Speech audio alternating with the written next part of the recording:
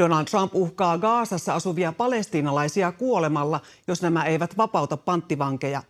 Trump kirjoitti sosiaalisessa mediassa, että hän on valmis lähettämään kaiken tarvittavan aseavun Israeliin työn loppuun saattamiseksi.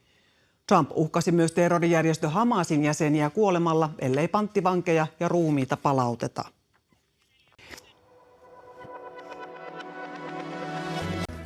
Shalom and good evening. I am Mayan Hessen, and this is TV7 Israel News broadcast to you from Jerusalem.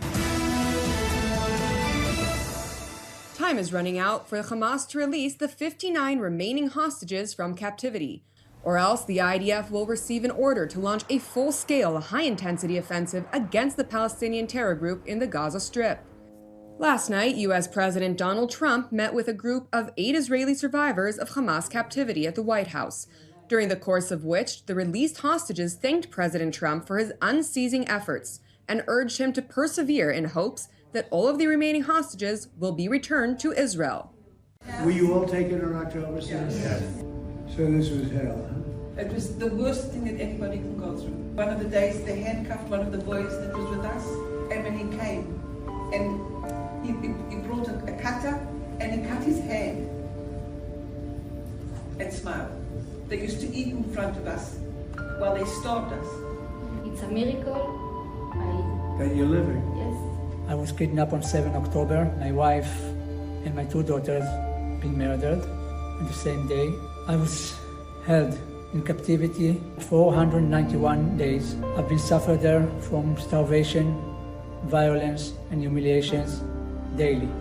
One time they broken my ribs and it was so hurt that I couldn't breathe for 1 month. Thanks to President Trump, I'm a free man.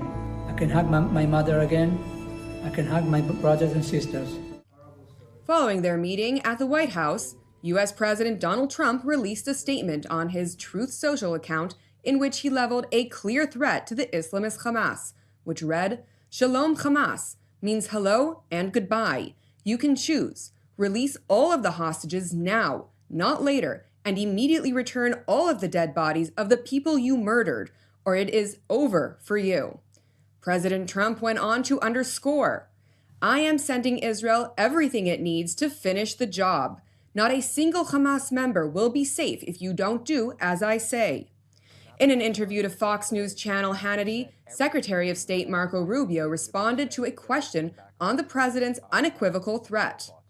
Well, hopefully that they're going to do exactly what he just said. You know how long we've been waiting for a long time in this country to have the kind of leadership with that kind of clarity.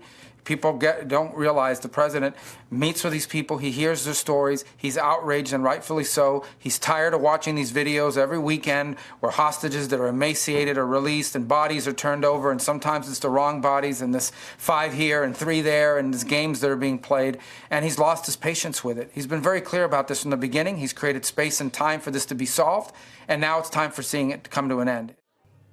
It is important to point out that in recent weeks, the United States has been negotiating with the Islamist Hamas terror group directly.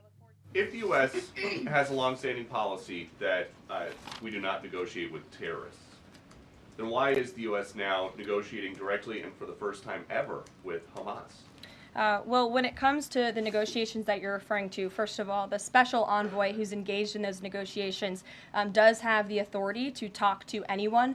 Israel was consulted on this matter. And look, dialogue and talking to people around the world to do what's in the best interest of the American people is something that the president has proven is what he believes is good faith effort to do what's right for the American people.